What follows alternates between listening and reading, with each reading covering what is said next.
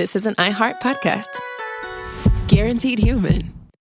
With no fees or minimums on checking accounts, it's no wonder the Capital One bank guy is so passionate about banking with Capital One. If he were here, he wouldn't just tell you about no fees or minimums. He'd also talk about how most Capital One cafes are open 7 days a week to assist with your banking needs. Yep, even on weekends. It's pretty much all he talks about, in a good way. What's in your wallet? Terms apply. See CapitalOne.com/bank. Capital One, N.A., member FDIC. Hi, Kyle. Could you draw up a quick document with the basic business plan, just one page, as a Google Doc, and send me the link? Thanks. Hey, just finished drawing up that quick one-page business plan for you. Here's the link. But there was no link. There was no business plan. I hadn't programmed Kyle to be able to do that yet. I'm Evan Ratliff, here with a story of entrepreneurship in the AI age. Listen as I attempt to build a real startup run by fake people. Check out the second season of my podcast, Shell Game, on the iHeartRadio app or wherever you get your podcasts. Brought to you by the reinvented 2012 Camry. It's ready. Are you? Welcome to Stuff You Should Know from HowStuffWorks.com.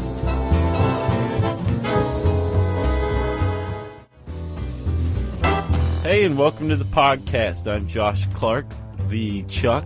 The Chuck is on fire. How you doing, Chuck? You've been sitting on that one for a while, huh? Just since yesterday. We've actually have not recorded in 2 weeks, and I have a feeling that Josh has been planning that for 2 weeks. I just told you. I came up with it yesterday. I was listening to your sweet voice while I swept the floors of my house. Okay.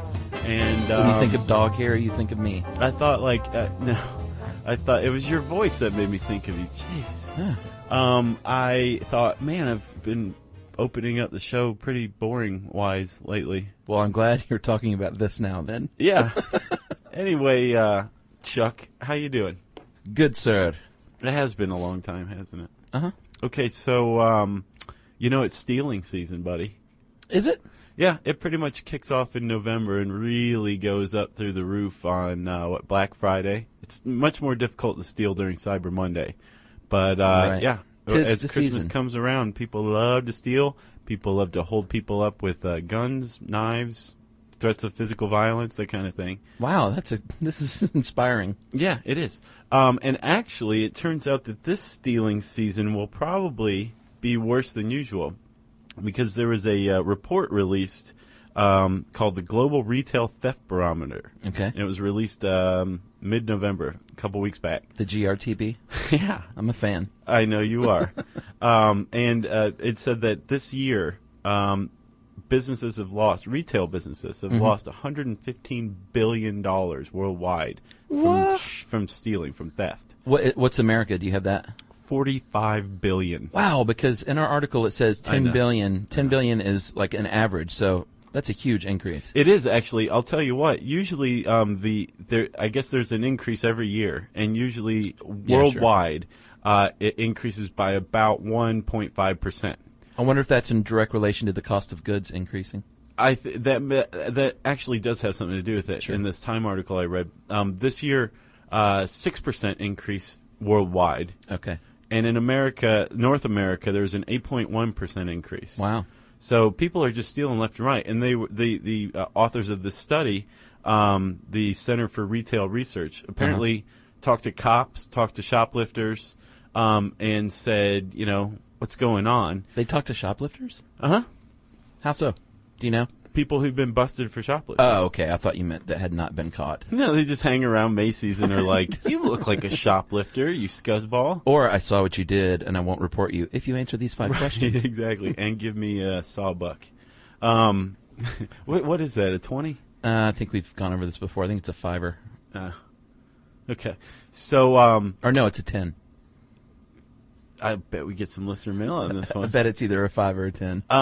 So, Chuck, what they found from talking to these people is that there is an increase in the perception that companies are making off with all this money while everybody else is having hard times, and so they kind of feel justified in stealing. Gotcha. And they're seeing a rise in the middle class stealing, people who can afford stuff and just aren't paying. Right. And apparently, this victimless crime, that's kind of another perception, since you're stealing from a giant corporation. In the United States, we paid an extra $436 a household in consumer goods prices. Yeah, that's what happens. Yeah. Same with credit Because card they pass fraud. the shrinkage along, right? Yeah, same with credit card fraud. That's why, I mean, that's not all why, but one reason why the interest rates are so sky high, because people say, I'll just charge a bunch of stuff and not pay it. Mm-hmm. Insurance fraud? It's Any just, kind of fraud. just, you know, that stupid credit card company's going to take the hit. But they don't. I know. Although You know they what I mean? should. But they don't take a hit. They pass it all along. Of course they do. That's how it works. We're all slaves, Chuck. Suckers. Anyway, somewhere in those statistics, I just spewed out. But there are a very tiny percentage of that population that are kleptomaniacs. Wow. Whoa. I feel like I just gave birth to a watermelon. A square watermelon. Yeah. Yes, Josh, kleptomania is not exactly, in fact, it's not at all shoplifting. Shoplifting is the means by which you would perform your kleptomania.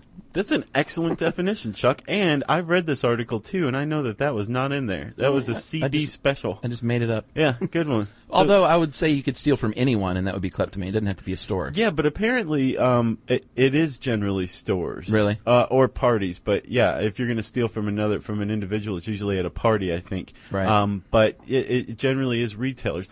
What differentiates kleptomaniacs from shoplifters? Well, there's actually a definition as outlined by the American Psychiatric Association's Diagnostic and Statistical Manual of Mental Disorders. Right. That says that they outline this criteria, Josh. The individual repeatedly fails to resist the impulse to steal items that are not needed for personal use or monetary value. That's right. number one. Yeah. The individual experiences tension before stealing. Mm-hmm. The tension is relieved after stealing. And the theft is not due to anger, revenge, delusions, hallucinations, or impaired judgment. Right. And I think there's one more. Psychological disorders can't account for the stealing behaviors. Different other psychological disorders. Let's do a little play acting, Chuck. Oh, I love this stuff. Okay. I'm going to be a kleptomaniac. Okay. You are going to be a tube of lipstick. All right. Okay. Hold on. Let me get into character. Man, you are a master. Okay, I'm there. Okay, all right. So I'm walking into the store, and I'm, looking for some sunglasses that I intend to purchase. And all of a sudden, I feel this horrible tension. My stomach is tight. I'm starting to sweat a little bit because I've just spotted Chuck, the tube of lipstick, who is sitting there as an inanimate object because if you talk, then that's delusion and it doesn't count as kleptomania. So I'm looking at Chuck. I'm feeling this horrible tension. I know that I'm going to steal. I don't want to steal, but I have to because it's the only way to relieve the tension. So I've just grabbed Chuck and put him in my pocket. And I don't even wear lipstick. There's no explanation for this. I make it out of the store, and as I enter into the rest of the mall and start to feel like I'm not about to be caught, that tension goes away, maybe replaced with a little bit of a thrill, a kick, right? And then, boom! I get hit by this crushing guilt. I've just stolen again. Not only have I stolen from somebody, I have failed to yet again resist this overwhelming urge. So I take the lipstick and I go to my grandmother's house, who's now dead, but in the scenario she's actually alive, and I just put it in with the rest of her lipstick, go about my business, feeling generally bad about myself. Ta-da! Can I talk now? Yeah. First of all, it was a little weird being in your pocket. Yeah. Just let me say that. I liked it. But yeah, dude, you just hit on a lot of the major points. Tension, relief of tension, guilt, a rush, giving away what you stole. Yeah. Stealing something you don't need. Or hoarding. Sometimes, Hoarding. A lot of times people will hoard it. I read a case of a woman in the early 20th century who was caught shoplifting, upper middle class. They caught her, went to her house, and found all the stuff that she'd stolen with the price tags on, clearly not used. So there's they don't use the stuff that they steal. I've got a hoarder for you, buddy. Let's hear it. This dude in April of this year in Israel was busted. They went to his house and they found motorcycle helmets, watches, Louis Vuitton handbags, 150 pair of shoes, 200 pair of sunglasses, olive oil, laundry detergent, all kinds of stuff unopened in this guy's house. Yeah. Literally stacked in every corner of the house from room to room. And he admitted that he'd been shoplifting for a decade. Every time he went to a store, he shoplifted for a decade. And he clearly lived alone. And no, he has a wife and son. And wow, he has a family who know how to keep their mouths shut. Well, this is the funny part, and of course this is from an Israeli newspaper. It says his wife and son are suspected of knowing of his activity but doing nothing about it. Mm-hmm. I don't know if that's a formal charge. But he also was busted with a big roll of stickers that say, like, paid for, thank you for coming, that kind of thing. Oh, so, yeah, wow. So that was part of his deal. He would go in there and, like, put that on his big TV box or whatever. I wonder if that disqualifies him as a kleptomaniac, though. I don't think so. Why, because he pre-planned it? Uh-huh. Because one of the things is it that always an impulse? Freudenrich, is that how we say his name? Yes. The author of this article? PhD, no no Freundlich, less. isn't it? No. I thought it was Craig Freundlich. No, there's no L. Oh, there's not? Uh-uh. I totally invented that. Okay. I've been reading it that way for 2.5 years. We're going to call him Dr. Freud. Okay. Okay. Dr. Freud pointed out that people who are kleptomaniacs, true kleptomaniacs, or from what I gather, we don't call them kleptomaniacs. We call them people with kleptomania. Right. Don't go into a store intending to steal. They don't go to steal. They're just overcome by the impulse when they're in a store. Yeah, that makes sense. The other thing that makes that guy hinky as a candidate for a person with kleptomania is that he's a man.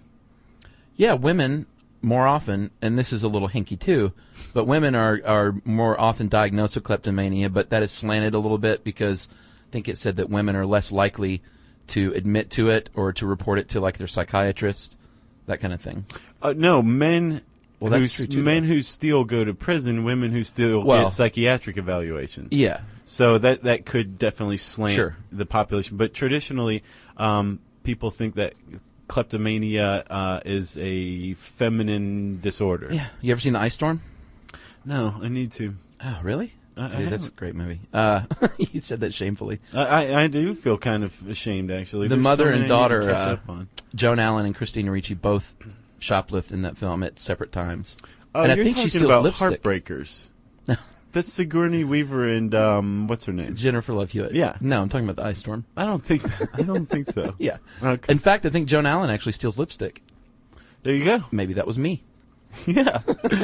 It is one of my favorite movies. Yes, Josh. Early teens and 20s, if we're talking more about the pattern, is usually when it begins. Yeah, but it can run up to, I think they found kleptomaniacs in their late 70s. Yeah, didn't we do a story about Japanese elderly that are stealing? Yeah. Just so they'll get caught and, like, have a friend? Yeah. They're so lonely, they're trying to basically make friends with the police by being arrested. So that's not kleptomania. That's just shoplifting. No. And I don't know. I was thinking about when I saw that in the late 70s, I thought of that Seinfeld episode where Jerry finds out that his parents steal batteries and in turn finds out that almost all elderly people steal batteries. Yeah. That's good. Yeah. For their tip calculators? Is that what it's for? The Willard. I'm ruined. You know, another thing, Josh, is you hit on it again with your little play acting. They usually steal stuff they can afford, and stuff like shampoo it listed, and sunglasses are big, and they, like, famously Winona Horowitz, excuse me. No. Yeah. Really? Uh-huh. That's her name. I had no idea. She famously stole several $1,000s from Saks Fifth Avenue. 5,000, I think. Yeah. She can definitely swing that. Yeah, and I don't know if it ever came out that did they ever plead kleptomania or anything with her? Did they? No. Just quietly tried to, pay their fine and. Yeah, and that brings up a pretty good point. Is a kleptomania defense is really, really hard to prove or to successfully get off on. It is. You know why? Why? Well, your defense lawyer must win the argument that there was no reason for you to steal it, right? No financial gain, no revenge. They got to prove all those things beyond a reasonable doubt. First of all, yeah, that's one. You want to follow up? Well, I know that the Justice Department doesn't recognize kleptomania as a defense, so if you're up for federal charges, don't even try it. Yeah, exactly. And that's like the Americans with Disabilities Act. That's in legislation. So good luck. And so, Chuck, kleptomania. What is it? Is it an actual disease? Should it be covered in the Americans with Disabilities Act? Should the DOJ finally open up their eyes and be like, okay, there's such a thing as kleptomania? Well, we don't know for sure. There's some people think it's like tagged on to other psychological disorders. Like what? Like obsessive compulsive or personality and mood disorders. Okay. So it may Possibly. like it could be a symptom Yeah. or a byproduct of a larger disorder, right? Yes. Okay. But by and large, it's classified as an impulse control disorder, like gambling or pyromania. Fire starting, awesome. Yeah. Or trichotillomania. Yes, trichotillomania. Trichotillomania. I'd never heard of that. Yeah, obsessive hair pulling. Yeah, I wonder if that means pulling your own hair or other people's. Probably both. I don't know. Huh, that's an excellent question, actually. Jerry And thinks it's it got funny. our producer Jerry giggling, so you know it's thinks a that's good funny. one. Yeah. So it's either a symptom of a larger disorder or Right. it's its own impulse control disorder. One of the reasons we don't know is because treatments for kleptomania are hit or miss. Yeah, and they haven't studied it a lot. And the other thing is, like, it hit me, like everything else with the brain, it's still sort of a mystery. It is, and one of the reasons why they have had trouble studying kleptomania is finding kleptomaniacs. Right. Like I found a study from 2002 that was just getting off the ground at Stanford, and these people were looking for 24 kleptomaniacs for their study, and were having to go on TV, radio, everywhere to try to find like true kleptomaniacs. And one of this guy who was quoted in this article on the study. A guy named Will Kupchik, which is a pretty cool name if you ask me. Agreed. He's a Toronto psychologist. He said, in the 450 cases I've assessed, probably only one or two of the people were actual kleptomaniacs. Really? We're talking about a very, very small, fascinating part of the larger population. Didn't they, I think I saw somewhere in the article, they said maybe 5% of psychiatric patients admit to being or are diagnosed as kleptomaniacs. Right, and you just you revealed something else too. I think a lot of it is admission. I mean, like, remember when me, the play acting kleptomaniac, left and went into the mall? I was crushed by guilt. I remember that. And I wanted to get the object away from me. Yeah. You remember? Yeah. The desire to keep this secret, I think, probably keeps a lot of people from coming forward. Yeah. So we have no idea how large or small this population Right. is, but I think from people who examine shoplifters, they find that the actual kleptomaniacs among them are very small population. Right. You know who has studied it? The University of Minnesota School of Medicine. Yeah? Specifically, psychiatrist John Grant, and he studied the brain. And there are a few little, he posits a few theories here. One is that a defect in a molecule that transports serotonin might be messed up. Yeah? Well, not the defect was messed up. It would clearly be messed up if it was a defect. If the defect is messed up, then you're A-OK. Potentially head trauma could cause something like this. It could damage the circuits in the frontal lobes. Right. That could maybe happen. And decrease in the fine structure of white matter in the frontal lobe. But it's all in the frontal lobe. Right, and the limbic system, which, as of course we know, is the brain's reward center. Uh-huh. So That's in the frontal lobe. right, which also controls impulse, or the frontal lobe controls impulse, mood. There you have it, dude. Yeah, so clearly it could be its own disorder in the frontal lobe, right? Something's going on up there. So did we say that treatments don't work all that well? Like sometimes SSRIs work, but not all the time. Right. Cognitive therapy works sometimes. You want to talk about some of the cognitive therapy? Yeah, cognitive therapy cracks me up a little bit. Yeah. It's like snapping a rubber band on your wrist when you have like an impure thought. Right. Covert sensitization, Josh, is when a patient wants to steal, and then all of a sudden you're trained to imagine the consequences. Which to me, that's like, I thought that's what you're just supposed to teach people. It's like no, it's like you'll get in trouble. Spraying a cat in the face, like every time it does something you don't want, with a little water bottle. Yeah. Psst, psst. Aversion therapy. That is, if you feel the urge to steal, you will be told to do something like holding your breath until it's literally painful. Oh, I'm sorry. That's the one that's like that's what I spraying a thought. cat in the face. Yeah, So you you are associate right. it with that. The covert sensitization, that is kind of what we as humans should be walking around doing at all times, right? Yeah, thinking about the consequences of your actions. Sure.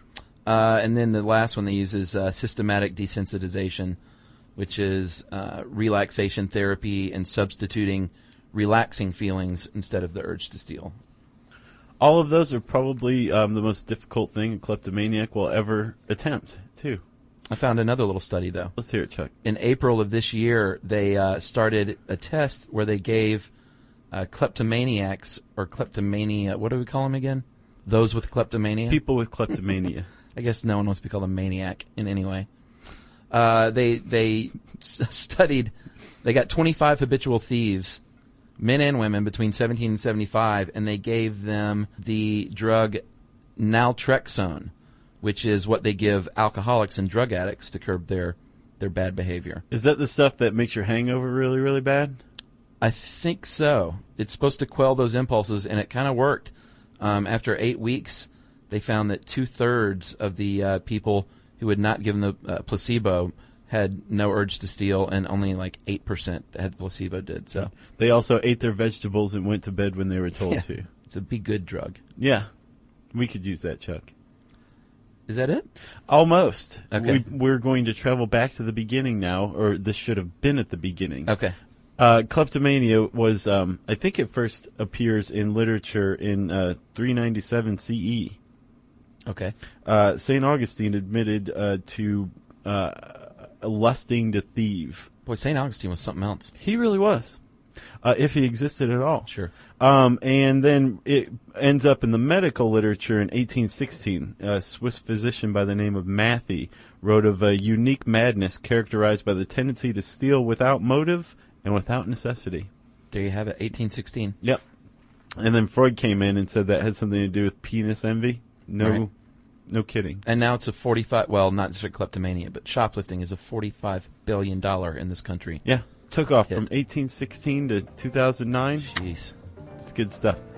All right, well, that's Kleptomania. If you want to know any more, you can read the article by our own Dr. Freud by typing in Kleptomania. Remember, it begins with a K, in the handy search bar at howstuffworks.com. And since I just said that, of course, dear friends, this means listener mail. Josh, I'm just going to call this Hippie Rob followed up. Woo! Your old buddy Hippie. Should you say something about Hippie Rob? Well, let's wait till after. Okay. Hi, Josh and Chuck. I like them when they start that way. I don't normally write into TV shows or radio shows, etc., but I've heard Josh talk about Hippie Rob, and at the end of the Hangover podcast, he mentioned that he wanted to hear from people who knew of his whereabouts. I do, in fact, know a Hippie Rob and wanted to offer my knowledge of this person to determine if it was the same Hippie Rob. And I've seen this email, and I know that it's a real Hippie Rob because he capitalized the H and the Rob. The Hippie Rob I know is originally from Vinalhaven, Maine, a medium-sized island off the coast of Down East, Maine. They say things weird up there, Down East. Yeah, I know. His full name, I didn't say his full name here, but it's Robert Blank. And he has thick blonde dreadlocks, the sure telltale sign of a hippie. Sure. He was about 5'10" and never talked about his age, but I would put him in the upper 30s and possibly lower 40s in 1998. Mm-hmm. He loves coffee, hates alcohol, and he mentioned one of his other habits that he loves, which we're not going to mention on the air, but his name is Hippie Rob, so fill in the blanks. Right. He squatted at my apartment in Portland, Maine for the summer of 1998. This is so close. At the time, he was living off of Social Security from a, quote, permanent work-related accident. I think we've all known a Hippie Rob. Yeah. But something told me that his permanent disability was not physically related. I would see him every few summers in Maine, and he would shoot the breeze. We would shoot the breeze while drinking coffee and doing other things. He was a terrible mooch. I know that he loved to travel the warm places in the winter, with his favorite being Hawaii. And if you read this on the air, could you give a shout-out to my girlfriend, Kristen, who is amazing sport about me listening to the podcast. Galen from Portland, Maine. So, Josh, is it Hippie Rob? No, there's a couple of things missing here. It is so close. I mean, the age. Uh-huh. One thing is no one knows the origin of the real Hippie Rob. Okay. No one knows where Hippie Rob's from. Dreadlocks? He does, yes. Okay. And he's blonde, although you would say more like strawberry blondish. Sure. Not true blonde. Has a beard, kind of a little guy. In 1998, he would have been late 30s or so. World-class mooch? Oh, man. Big time? Yeah, we used to, we'd buy beer and we'd buy Sierra Nevada beer, and Rob didn't have any money for a while, and then he'd get paid, and it'd be his turn to buy the beer, and he'd buy like a 12-pack of Milwaukee Beast Ice, and we'd be like, this is not the same, Rob. Right. There's a dog missing, and this is a very key point. The dog, Sedona. I'll have to tell you about him sometime. Okay. He's a wolf dog named Sedona. Hippie Rob owned? Yes. Okay. No, they were best friends. There was no. Of course, he has a wolf dog. Exactly. That's so appropriate. That he's best friends with. And then the real giveaway was that Hippie Rob loved alcohol. Right. That's he the would telltale never. Even now, he could have given up booze.